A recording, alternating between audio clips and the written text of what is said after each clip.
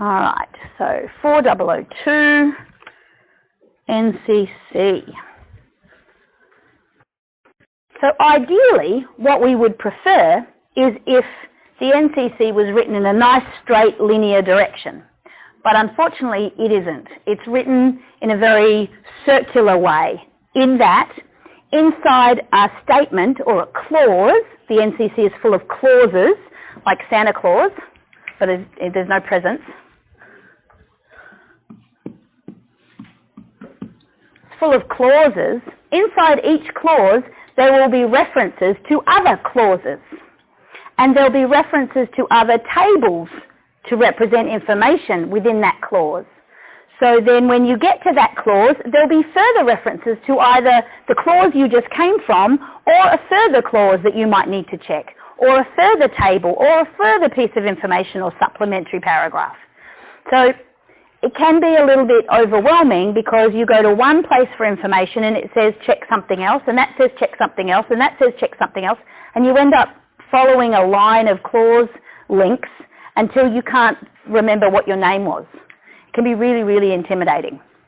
So one of the first things to do is to just appreciate that documents are like that and try not to let it bother you too much.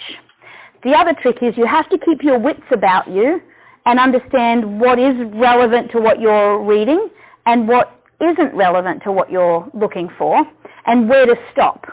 You almost have to be able to know which parts don't apply to you. And unfortunately, big documents like regulations aren't very prescriptive. And when I say prescriptive, I mean they tell you what you need to do. They're not really like that. They actually say, well, here's a whole bunch of information. You decide if you are supposed to comply with it or not. So they set the limit, and then they say, well, if you think you need to do this, then this is what you should do. So they're not really telling you what to do. They're just suggesting that if you're going to be compliant in this area, or if this applies to your project, then this is what you ought to do. So it can be a little bit difficult, because a lot of people will simply just go, why don't you just tell me what to do? Just tell me what you want and I'll do it. But it's just not that simple, unfortunately. So what I want to just draw your attention to very briefly is some of the key parts of the NCC. Bear with me while I just jump into the resources.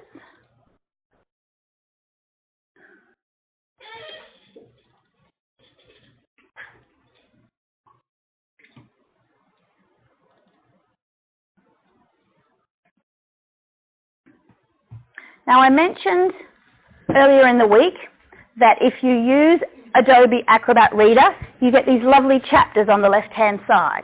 They can be really helpful in navigating the document because, like I said, you don't want to look at stuff that isn't relevant to what you're actually investigating. And it can be easy to get sidetracked, so you do have to keep keep your eye on the prize. Have a very good idea of what it is you're looking for, and don't get distracted by where those clauses might lead you. Sometimes if you've got plenty of time and all you're really doing is just enjoying being in the NCC, then it's no bother. But if you're in a hurry, that can be a bit of a hassle. So on the left-hand side here, you'll see all these bookmarks and all these different chapters. You can expand them. I'll just have a bit of a go for you. So each one opens out and there are parts inside it. Quite a few. And the format of the NCC hasn't changed for years, decades in fact, probably not even since it was first written. Whoever came up with it in the first place did a pretty good job, and they've just kept it all the way through. So what I'm going to do is just very quickly guide you through, first of all, just the main chapter names. And when I first had to understand the NCC, I made a list of these for myself. I'm a write and think kind of learner. I like to write things for them to stick in my brain, so I wrote them down. If that's your thing, go ahead and do that while we're writing. Don't panic too much if you change your mind halfway through and stop. But read along with me if that's comfortable as well. So obviously you're going to get an introduction to begin with. We're just going to gloss right over that. General provisions are a whole bunch of benchmarks that they'll just set. And then section B is about structure. Now, I mentioned that there's 2 volumes, And this one's volume 1, which strangely is for class 2 and 9 buildings, 2 to 9 buildings, and volume 2 is for class 1 and 10 buildings. And this one's blue and the other one's kind of a burgundy colour. It used to be the other way around. Volume 2 used to be for 2 to 9, logic there, and volume 1 used to be for class 1 and 10. I don't know why they changed it. So if you look back in time, it might switch. So you just have to be a bit careful when you're looking at the front. Just double check, and it's hard to see from a distance, but that says Building Code of Australia, class 2 to class 9 buildings. So volume 1, 2016. And remember I said that this regulation will not get updated until 2019. So they're doing 3-year updates now instead of annual. Used to update every year. Now, the volume 2 that covers class 1 and 10 buildings is a construction manual. There's instructions in there on how to really build the building. But that's because it's only one real class of building in there. So they've got lots of room in the book. It's the same size book in the end, if you actually saw it on the shelf. This one, they've got to cover every other type of building. So as you can imagine, they can't give you a construction manual for all those different types of buildings and all the different types of construction techniques that could be used. So it's just not even in there. However, they do set benchmarks or compliance requirements that you have to meet with the construction techniques that you might choose. So this part here, structure, talks a bit about performance and the way that you're supposed to show compliance.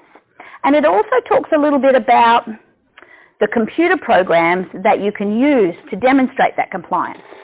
So we are not to the level where we will be using building software to calculate engineering calculations or wind velocity or wind speed or wind impact, but there are lots of very scientific programs out there that you can input data into and get feedback from about the performance of the building. I don't know if you've ever heard of the Walt Disney Auditorium in LA in the US. It's just this big silver building with all these different shapes and sizes all over it. Tell me to bring it up, it's kind of cool. I've got a pretty good idea. It's called the Walt Disney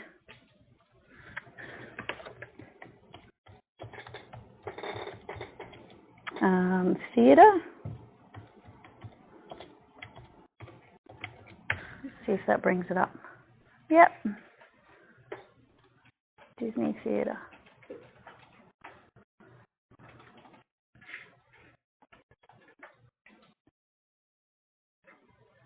No, doesn't want to take.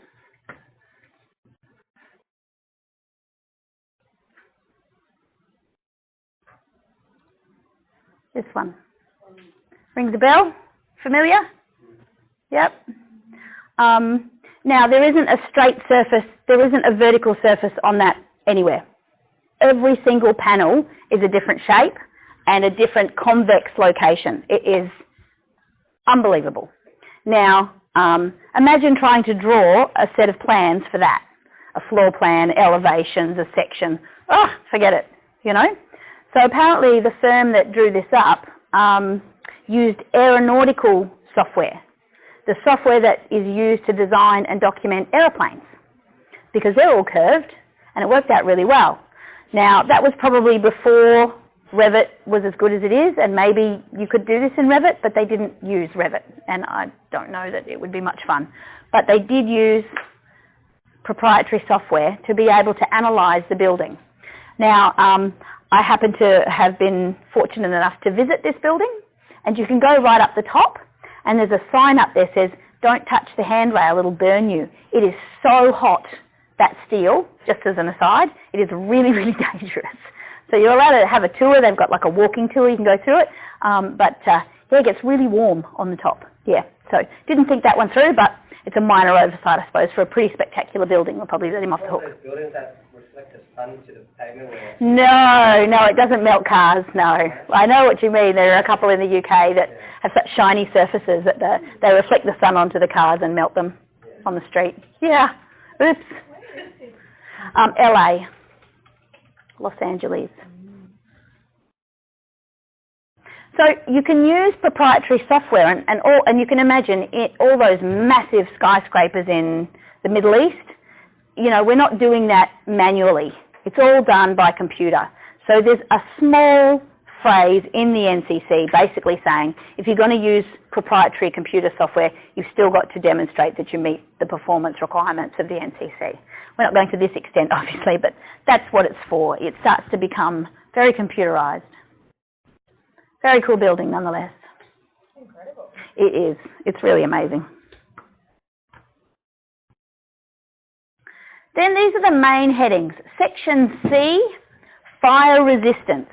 Now remember I was talking a bit yesterday about the way the rules work, and the reason for them is because of the use of a building. So within Section C, fire resistance, we have different rules for different classes, 2, 3, 4, 5, 6, 7, 8 and 9. Some of them can be grouped together because they're quite similar, so they'll have a rule for maybe 2 or 3 classes within that, and then they might have some exemptions, and then they'll move up to the next class. We'll go through very briefly what the classes are, and then you'll be able to see what that is like. So there's no rules about how to build a building in this, but there's lots of rules about what types of construction are important and what type of fire resistance you would have to achieve. So for example, for fire resistance, the resistance from fire for the building gets stronger and stronger the taller it gets, because the higher up the people are, the longer it takes for them to get out in the case of a fire. So your building has to resist the fire and not collapse or be difficult to escape while the fire is underway. That's really what fire resistance is about. And this is the bare minimum. You can do more, but this is the bare minimum expected by Australia. Then Section D is called access and egress. So another couple of words for your vocabulary there, access and egress. So access is the ability to get in, and egress is the ability to get out. Now, it's not necessarily completely related to fire resistance, but there's some information in there about egress, but access and egress is about disabled people or people who struggle walking or moving or being able to get around on their own. So it isn't necessarily just about wheelchairs, it can be about limited mobility, and it can also be a little bit about eyesight and hearing as well. It's not necessarily physical disabilities, it might be auditory or vision disabilities as well. So access and egress is Section D. It's also a bit about car parking and where people can park and how close they have to be and what size the parks have to be. Section E is services and equipment. Section F is health and amenity. There's a whole bunch. I'll just expand this services and equipment. So you've got firefighting equipment, smoke hazard management, lift installations, and then your visibility in an emergency, so exit signs and warning signs. So it's all kind of just the systems of a building. Section C is health and amenity. Section F is health and amenity, so damp and weatherproofing. And that's quite similar to the same section in the Class 1 and 10, where it's about making sure that if there is water in a room, like a toilet or a bathroom, that water stays in the room and goes down the drain where it's supposed to go. We don't want to create mould, we don't want to create damage, we don't want to have occupants that have any issues with breathing or respiratory or issues like that. So it's about making sure that everything is weatherproof both inside and outside. We don't want water from outside getting in as well. They're not really that interested in damage to the physical building by water, the maintenance of it or anything like that. It's more about the occupants, the people. We're just protecting the safety and health of the people. Everything else is up to the project, not really up to the regulations. Sanitary and other facilities, so that's having enough toilets and maybe hand washing facilities or clothes washing facilities and things like that. Room heights is literally the space that you get to stand in. Light and ventilation is pretty straightforward, how much light you're receiving and how much natural ventilation you're receiving, and how sound transmission is insulated so that it's not too noisy.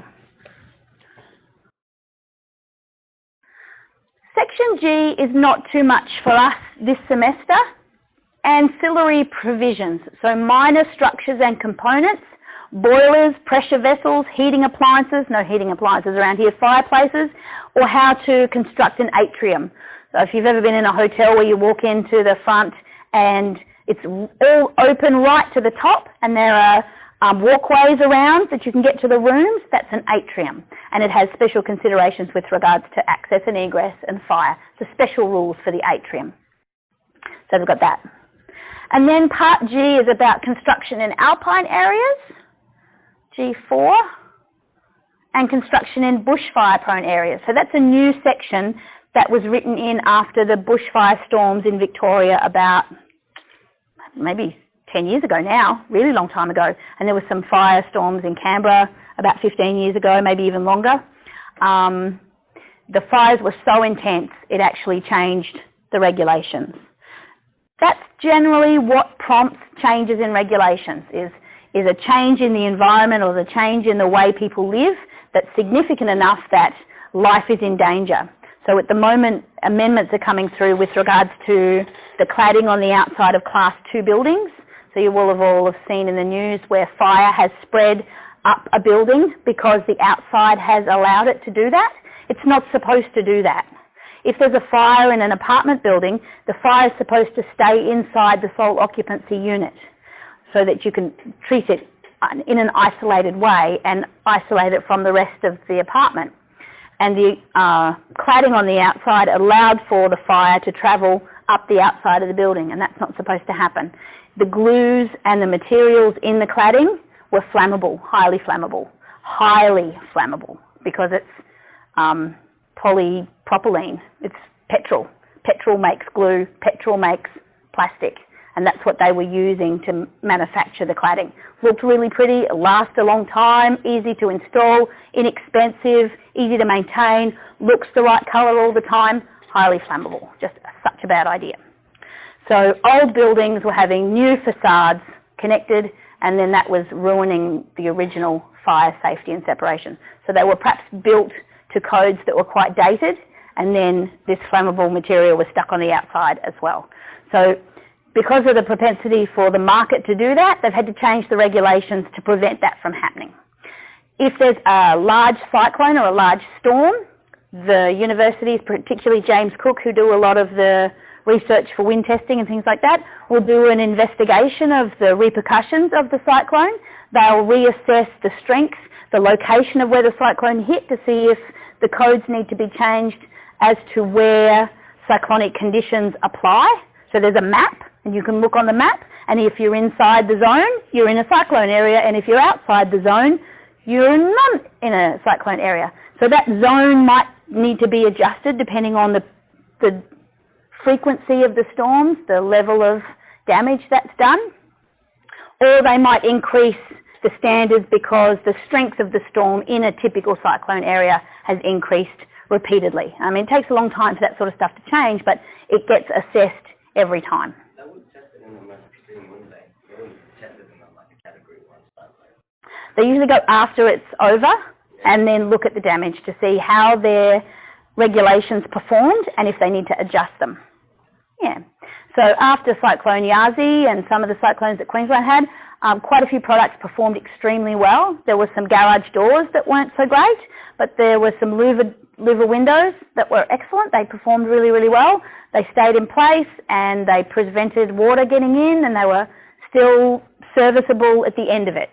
So quite a few, I think it was Breezeway. So there was quite a few products that performed really well under quite significant conditions, and it's a real test because you can take a product into a testing facility and put it under conditions, but once it gets built into a building and it gets used by the general public and it might get a little less maintenance or it might be installed incorrectly, you've got to really see how your product's going to work in the real world. So it's a good way to test whether it's actually compliant or not.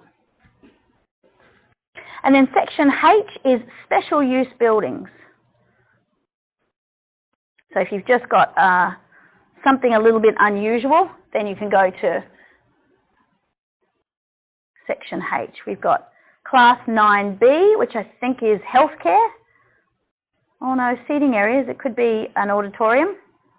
Public transport buildings, farm and farm sheds, all sorts of fun stuff. there's a bit of extra specifications. So we haven't really mentioned specifications, but remind me to come back to that in just a minute. Section I has been deleted, but they didn't take it out because everybody's used to calling the section what it used to be. I have no idea what it was before my time. Section J is energy efficiency. So Sandra's mentioned Section J a couple of times this week. If I go into that really quickly, and you'll see straight away what I'm talking about. This is, so you can see within the chapter, energy efficiency, there's these subheadings, and you'll see them down the side here as well. So J0, 1, 2, 3, etc. You'll see them down the left here as well. If I just scroll through very quickly without looking at those headings, and I'll come back to all this, don't panic.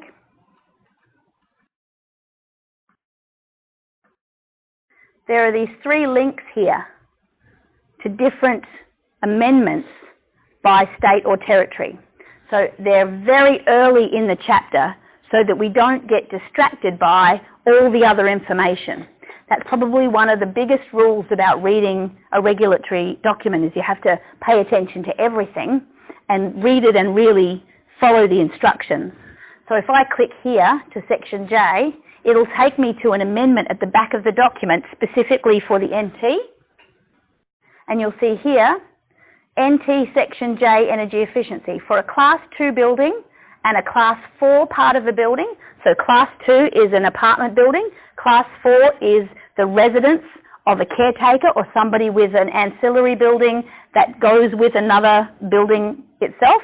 So the caretaker at a school or a tourist park or a caravan park, or even in an apartment complex, at the beach where you can come camping and there's a small apartment or a small residence for somebody who lives there, that's a Class 4 building. So for Class 2 and Class 4 building, Section J is replaced, the Section J of 2016 is replaced with Section J of 2009. Now, in 2009, everybody else in Australia changed from 5-star energy rating to 6. And the Northern Territory said, no, we're going to stay here at 5 stars. So whenever we are looking at Section J in this volume or Section 3.12 in the other volume, we have to automatically go back to 2009. We don't read the 2016 chapter because it doesn't apply here. Just that one section. Yeah, so Section J is energy efficiency for commercial buildings in Volume 1. Section 3.12 is energy efficiency for Class 1 and 10 buildings in Volume 2. For both of those parts of the 2016 version of the NCC, we go back in time to 2009 and we read those regulations. Now, it's probably just a matter of time before we come up to the 6 stars, but until then, that's what we do. And it's written there for us so we don't get lost. You don't have to just know it, you can read it. What would Europe be now, like 10 stars? And miles ahead of us, miles. They have the whole system that runs everything. Yeah, yep, we can't even compare. In a lot of European places, you have to declare the energy efficiency, the running cost of your building and the sale of the real estate. Yeah, so wouldn't that be something? Then it says, Section J does not apply to Class 3 and Class 5 to 9 buildings. There is no requirement to incorporate anything out of Section J energy efficiency in Class 3 and Class 5, 6, 7, 8 and 9 buildings. And that's the thing that Sandra wants to change. That's what she wants to see implemented in the Territory.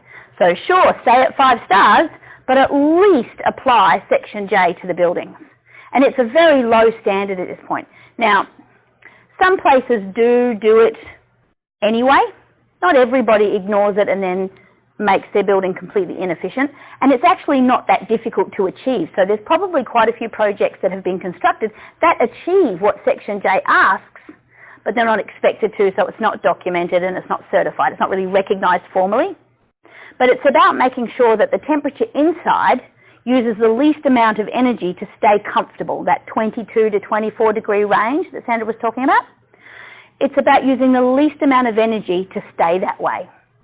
So you can use where the sun comes in, create shade, create insulation, don't put too much glass there. So on the east and the west sides where the sun comes up and goes down, that's where the hottest parts of buildings are. So if you have good high thermal mass, which is blockwork, materials that take a long time to heat up, but you keep them shaded, that can be quite efficient. So there's easy ways to do it, and there's probably quite a few buildings in Darwin that aren't necessarily compliant with Section J, but still achieve the requirements anyway.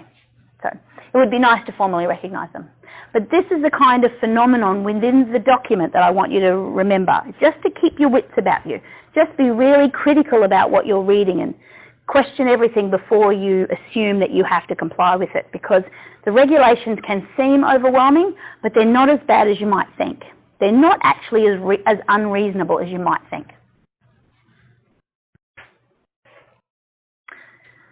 Section J, and then at the bottom here we've got state and territory appendices, which is actually where we are at the moment. When I clicked that link, that's where we went. That's where it took me. So there's special exceptions to the rule. And that was what I was talking about the other day, that the Building Practitioners Board look after. They manage our input nationally through this.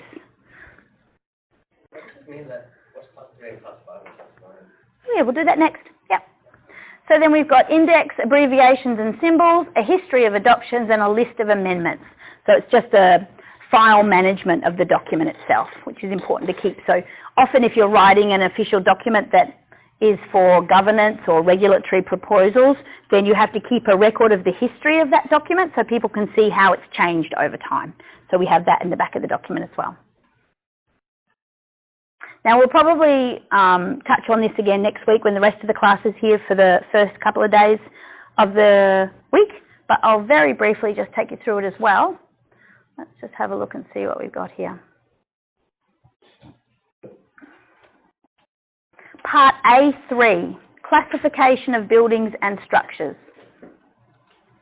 Now, a bit like my sociology textbook, this is written in the worst possible way. It doesn't help, there's no images, it's not very useful and things, so you might find that there are Google images and YouTube videos that explain the building codes of Australia building classes in a much more user-friendly way. So I'll touch very briefly on the different headings and then we'll move back to what we were doing, just to give you a bit of an idea. So Class 1A is a single dwelling, a person's house that sits on its own block. They call it detached. Now it can be a group of more than one building attached, but they're still Class 1 buildings. They just have to have fire-resisting construction between them. So if you have a fire at your house, it doesn't burn the other person's house down. Just good manners. Class 1B, so still Class 1, but a subset, Class B, is boarding houses, guest houses, hostels and things like that. Now you can imagine they have to have a different category for those houses because you would have to think about the escape of those groups of people in the effect of a fire, in the event of a fire. So there's typically more people in those kinds of buildings than a typical person's house. So it just has a different category so that they can reference different rules. It's simply about being able to make the document work. Class 2 we've talked about, so that's a building containing 2 or more sole occupancy units, each being a separate dwelling. Class 3 is also a residential building, but one that isn't a Class 1 or Class 2, so it's everything else. It can be long-term or transient living, so boarding houses, the residential part of hotels, the residential parts of schools. So our accommodation here on campus will be Class 3, accommodation for the aged, residential parts of healthcare buildings, and residential parts of detention centres.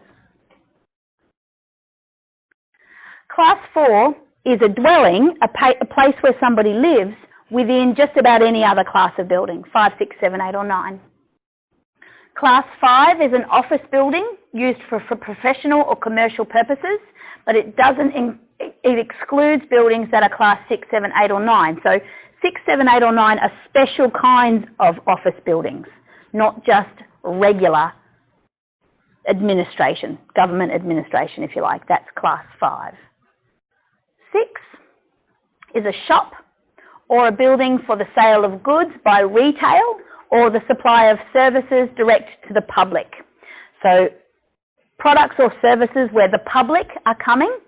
have to have special rules and regulations to protect them, keep them safe. You don't want trip hazards. You want equitable access and egress for disabled access. You want plenty of places for them to park. You want toilet facilities. You want good acoustic, lighting protection, things like that. So there's a whole bunch of rules for that. Eating areas, so a cafeteria or a cafe, restaurant, milk bar, soft drink bar, that's so cute. A dining room or a bar area that isn't where people come for assembly. It can't be used like a town hall that has a temporary bar. That's not what it means. A hairdresser, a barber shop, a public laundry or an undertaker's establishment, a market or sale room or a showroom or a service station. So that one there, that showroom, that can be really tricky because you'll often have industrial warehouses that also have a place for people to come and see what they manufacture there. So that part can then be considered a showroom or retail sales. So you've got very different rules for the manufacturing area than you do from the area where the public come. So make a mental note of that. Class 6. Class 7 is car parks or storage for goods or products for sale by wholesale. So there are quite a few industrial warehouses that are simply used for storage. Nobody goes there to work. Nobody goes there to operate anything. So those used storage sheds where you can take your goods and lock them up and drive away, that's probably a good example of maybe a Class 7B buildings, just storage. There's not a lot of people coming and going. There's not a lot of concern with regards to fire. There might be some different requirements for that. Class 8 is a laboratory or a building in which a handicraft or a process for the production, assembling, altering, repairing, packing, finishing or cleaning of goods or produce is carried on for sale, trade or gain. So that's about manufacturing. It's a process plant. So if there's things happening where you take a product and you change it into something else, then it's probably going to be a Class 8 building. Now we talked a bit about mixed use yesterday, where you can have part of a building that's one class and part of a building that's another. So you might have a warehouse or a storage facility or a manufacturing process or a laboratory, and then you might have, you might even have a caretaker's Class 4 area, and then you might have some office or some showroom sales. So it's quite common that you'll have a combination of different building classes all joined together. Class 9 is public buildings, so there's some subclasses. 9A is healthcare buildings, so a hospital, including those parts of the building set aside as a laboratory. So it just scoops those up automatically. Class 9B is an assembly building. So it says including a trade workshop. So that can be a place where, for example, you might have, I can't even think the difference between assembly and trade workshop now. I have to come back to that. A laboratory or the like in a primary or secondary school, but excluding any other parts of the building that are of another class. And then Class C is an aged care building. Class 10, the last one, is any non-habitable structure. So a 10A is a private garage, carport, shed or the like. 10B is a fence, a mast, an antenna, a retaining or freestanding wall, a swimming pool, and Class 10C is a private bushfire shelter. So that one's new. When they added the fire regulations, they added 10C as a class of building for the private bushfire shelter. Because people are expected to habitate inside that shelter for the duration of the event, and it needs to be occupiable. It has to be safe. It needs to have enough ventilation so people don't asphyxiate. They don't want to run out of oxygen, and there's probably a whole bunch of different rules and regulations about all of that. Now, I already showed you that you can click on links.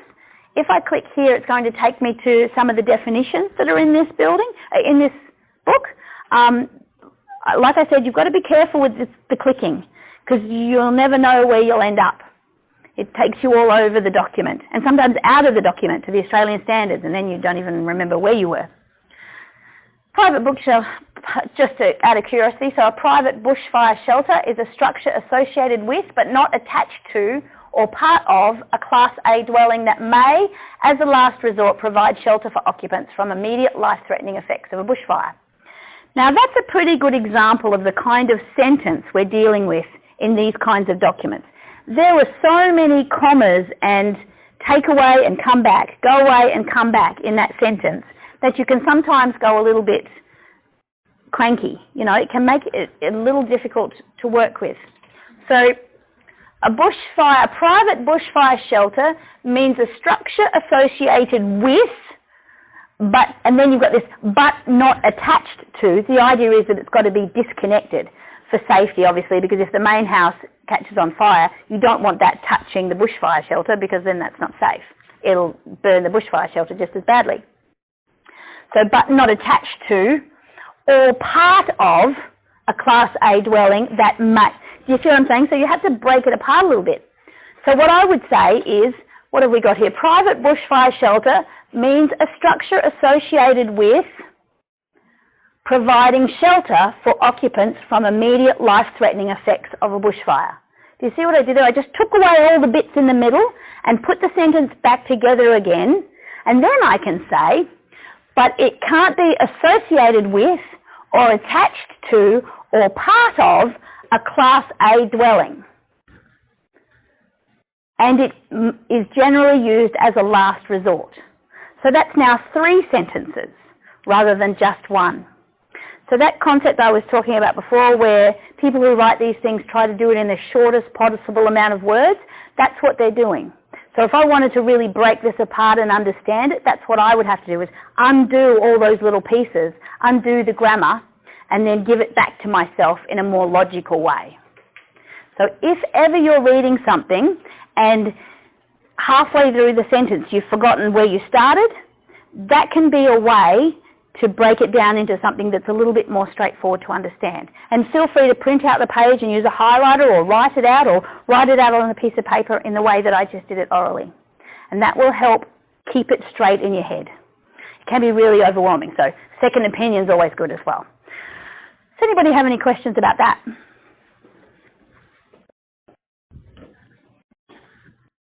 It's fun, huh? Not to worry. All right. Now, I had a go at just reading it from start to finish one time. I'm not quite sure what I was thinking. I think that was probably a bit crazy, a little bit foolish. But what it did show me is that some of the ways that these clauses are written can be a little bit repetitive. Generally, each clause, each section that we go into, will have sections that you'll need to interpret. Now, I talked the other day a bit about the hierarchy of regulations and laws and acts that sit beneath one another. So generally, if you Google governance pyramid, it's a concept, a way to organize laws. So you'll have an overarching law, a regulation or an act, and then you'll have some larger documents that sit directly beneath that have more information. They expand on this regulation up here. They repeat it, but they expand on it a little further. And then you might have another, and generally this is policy, this is procedure. Then you might have work instructions. They're down the bottom here. And this one might be regulations. They can be different levels here, and you can have more of them, but generally that's the way it works. So policy might be a national law right up the top here, and then you might have a way to implement that. So we've got building regulations, planning regulations, we've got safety regulations, and then we've got the NCC and the Australian standards, and then we might have some work instructions in our office that help us implement these things. But each part relates to the next. And it's a pyramid because generally it takes a lot more words than the top one. You don't get a lot of specific information in a policy. You just get the ultimate goal at the top, and then the rest is about how to achieve that goal. The NCC has a similar layout within its own writing. It will have some objectives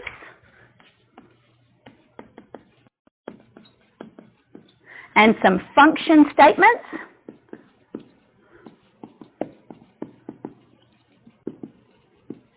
that help you achieve what you need to do, and then there'll be the clauses underneath.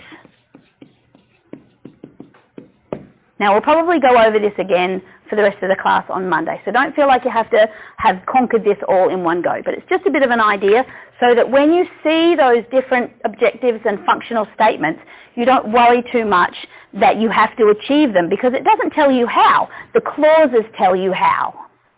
And then the other thing you'll see is specifications.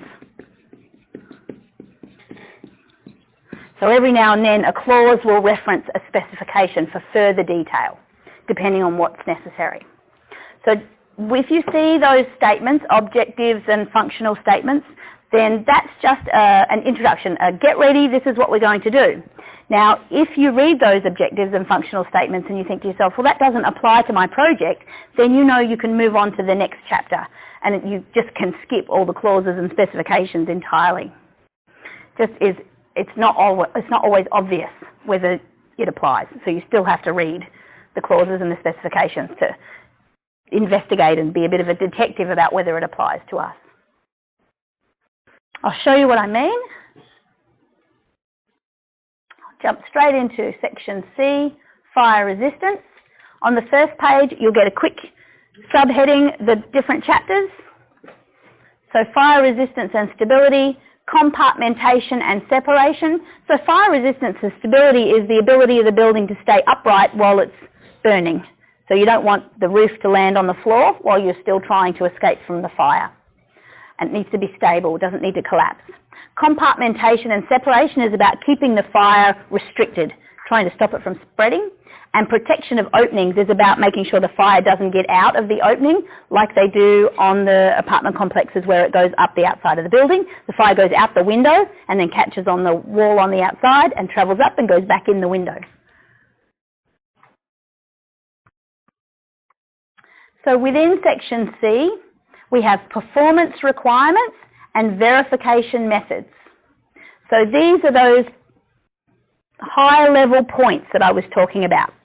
Now remember the other day I was talking about the fact that particularly with volume 2, the class 1 and 10 BCA, it's like an instruction manual, but we don't typically follow it. We do better than that because we've got unusual circumstances with cyclones here. So we don't meet the minimum, we advance on the minimum. What we are doing is showing that we achieve these our way, and we are deemed to satisfy. It's an alternative solution. So those are two phrases that will come up a lot in your career, and you want to become comfortable with them. So we are deemed to satisfy. We have been deemed to satisfy the provisions, the benchmarks, the rules, and we are providing an alternative solution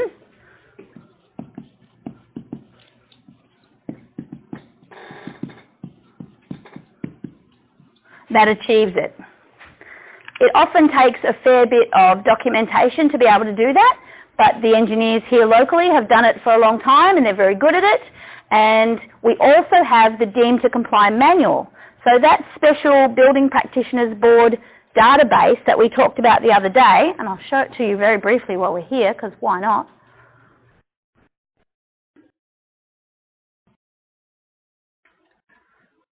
It's a list of manufacturing techniques and products that have been prior approved as deemed to satisfy alternative solutions to the performance requirements of the NCC. And they've been given a number, and you just quote the number on the plans, and it automatically shows that you're compliant. Deemed to Comply Manual. So the Building Advisory Committee, deemed to comply.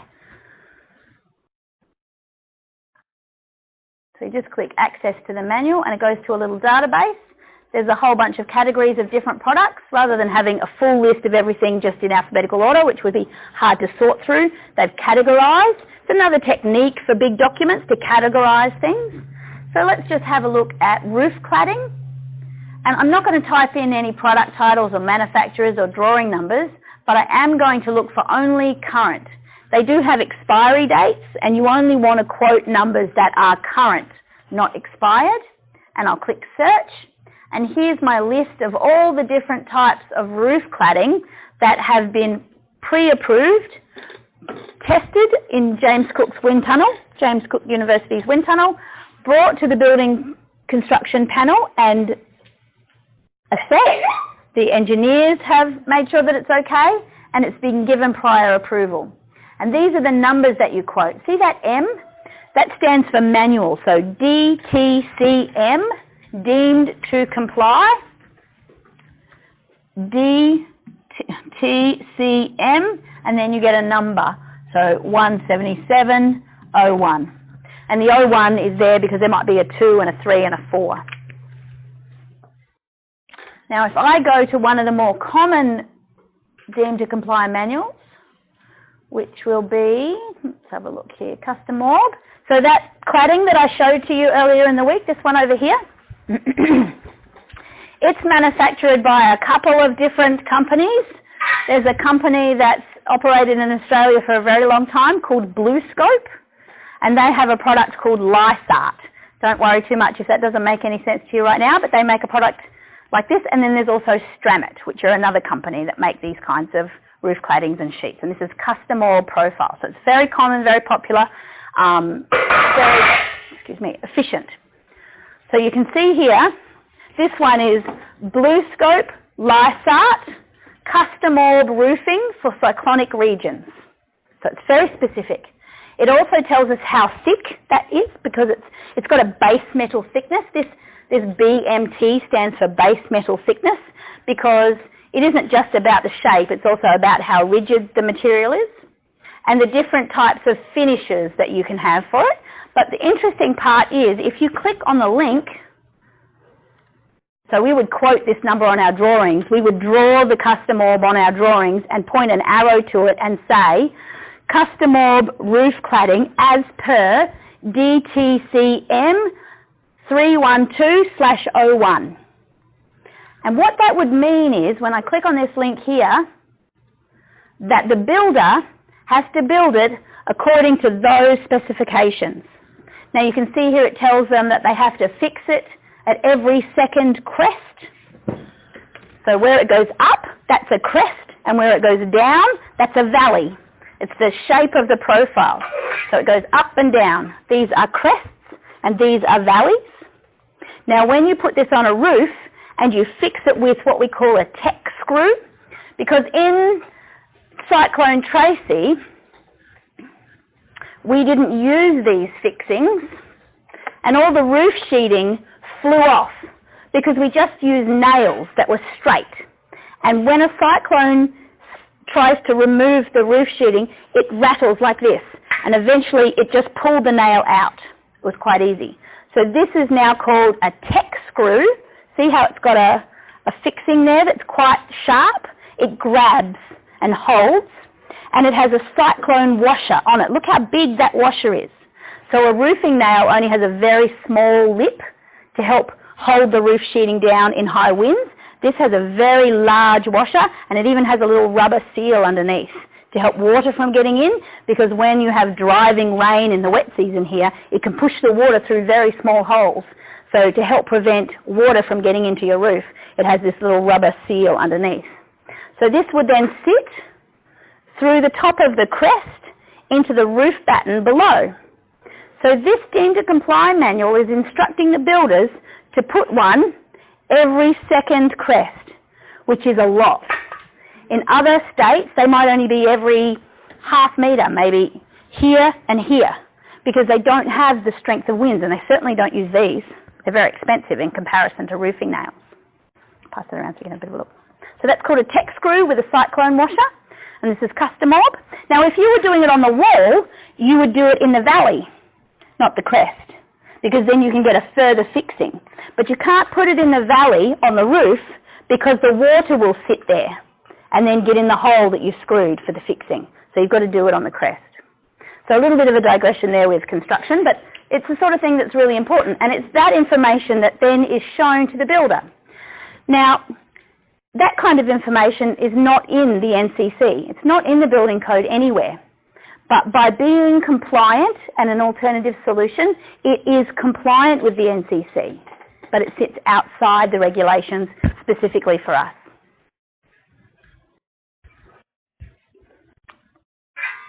Now, if we didn't have that deemed to comply manual, we would have to write some of that stuff on the drawings. So this saves us from having to script all of this. And there's extra information there about batten sizes and fixing sizes and all sorts of fun stuff that builders and engineers have to make sure of. Oh, he sat down on the wrong chair. All right, so let's not get too carried away with all of that.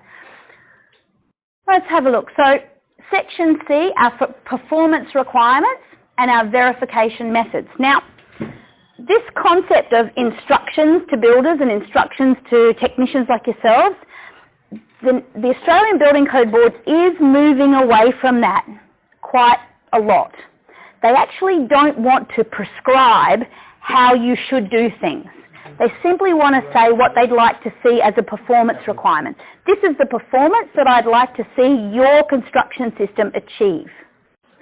So you'll find that this is what you'll see. This is probably a bit old-fashioned, this objectives and functional statements. That's kind of the old way they used to say it. So this is probably more current, the performance requirements and the verification methods. So basically what they're saying is if you achieve those performance requirements and you verify it the way we want to verify it, then you are compliant.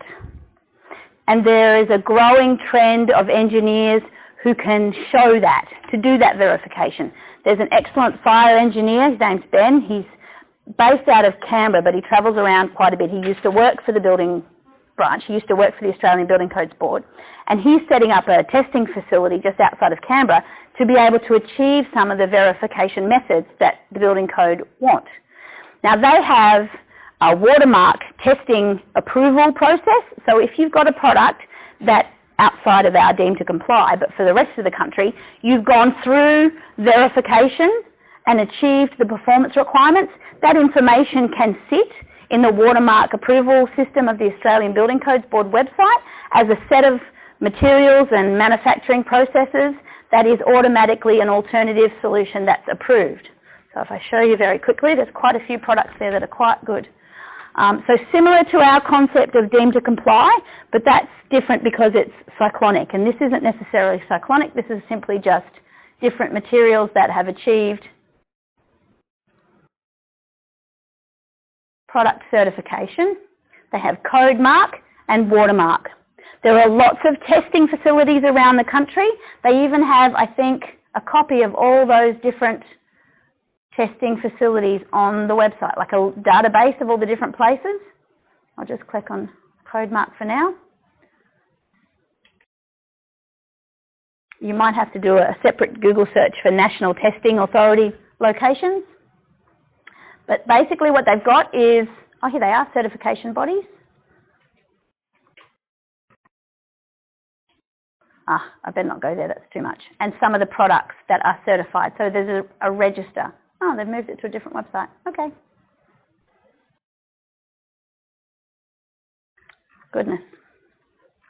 Let's just have a look at watermark now instead. So similar concept, product database, there we go. So similar kind of concept, select a category. What have we got here? Appliances, backflow prevention. So that's plumbing, where I talk about water not going backwards. When you're trying to move water uphill, you have to prevent it from flowing backwards. There's lots of mechanisms that you can use for that. Control valves, lots of plumbing. Let's just see if what we've got here. No. Oh, it's not very user-friendly at all, is it? Let's just scroll down and see if we can find something fun. They're all valves. Why are they all that? Certificates.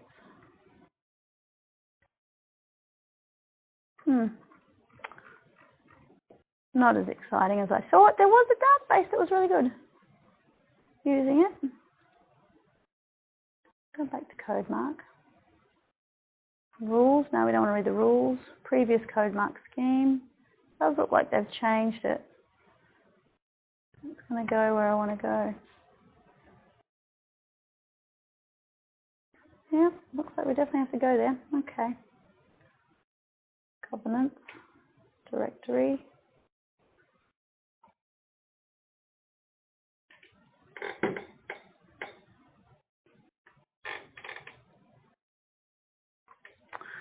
Oh dear. Not to worry.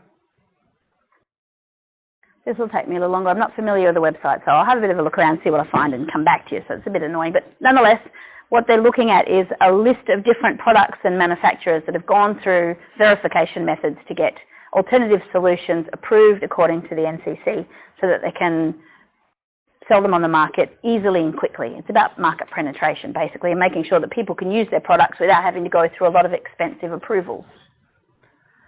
All right, where were we? And then you've actually got the different categories. So 1, 2, and 3. There was fire resistance and stability, compartmentation and separation, and protection of openings. So there are some provisions if you want to be deemed to satisfy, and then you've got some actual specifications. These are the clauses. So as any big document might, you'll have probably noticed we've got layers or tiers of categories and subcategories. So we've got section C, part C1, clause C1.1. So that's the trick to be able to keep a track of everything, because inside C1.1 there are going to be further points. There'll be point 1 and then point 1A, point 1B. It gets further and further down, and it can be very complicated, a bit like that sentence in the definition about the bushfire shelter, where you can take the first half of the sentence and the second half of the sentence and glue it back together again and then add further sentences. The clauses are a bit like that too. I'll show you what I mean.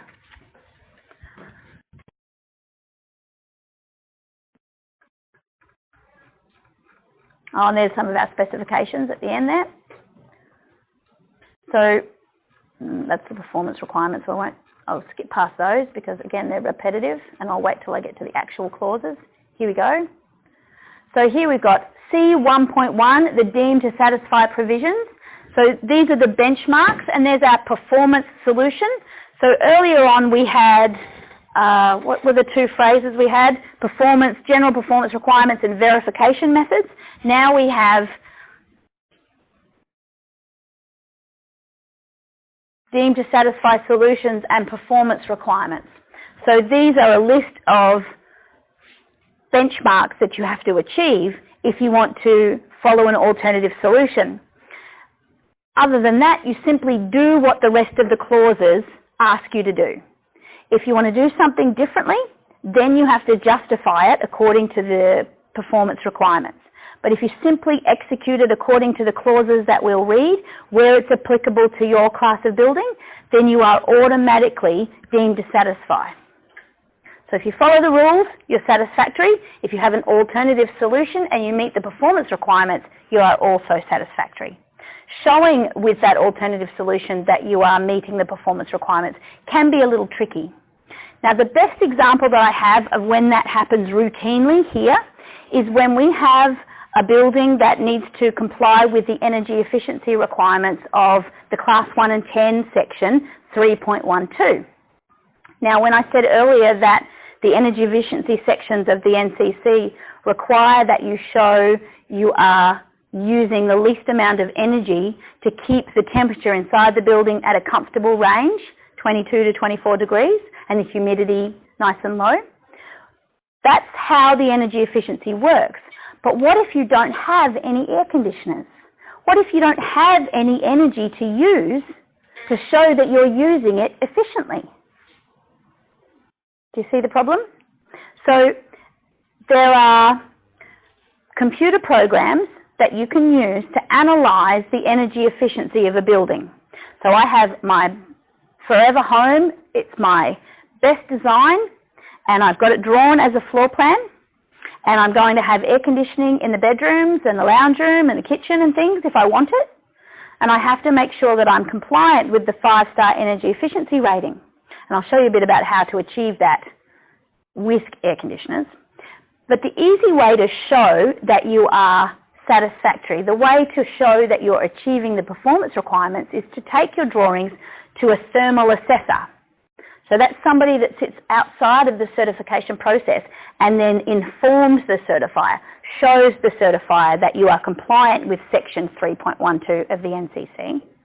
But they have a computer program, and there are 3 or 4 different types, and you can put the floor plan into the program, draw it in, and you show where the sun comes up and goes down and what the materials are and what colour they are, how much ventilation you've got, where the windows and doors are, if the roof is a nice light colour and reflects the heat, if it's insulated in the ceiling or under the roof or in the walls, how you're connected to the ground, whether that's got some thermal performance as well, all sorts of different factors in your building that will affect the comfort level inside and how much energy you'll need to consume to maintain it.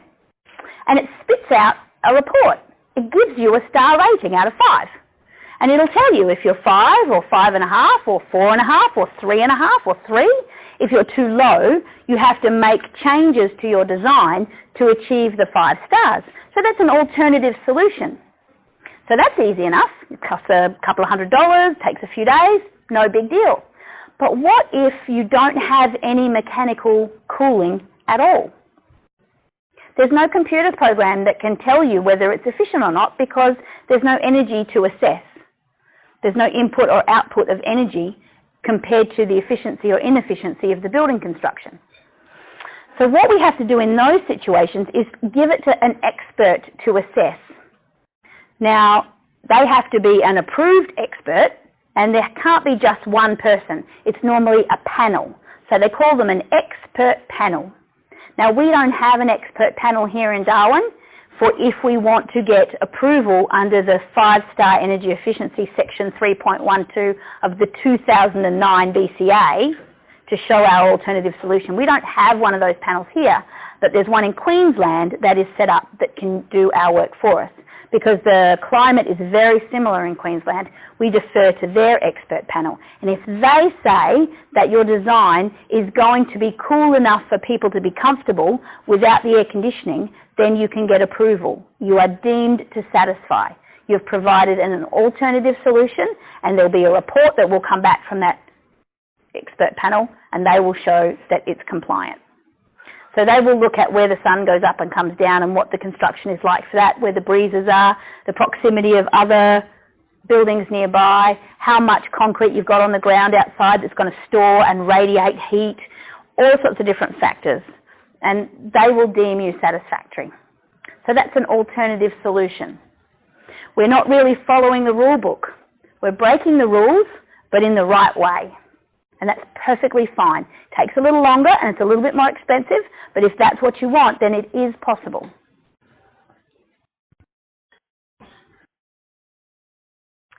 C1.1 was the first real clause in Section C, fire resistance, that we wanted to look at. And I mentioned that there would be subparts within that clause. So we're in Section C, and we're in clause C1.1. I'm going to get tongue-tied here. And then there's an A.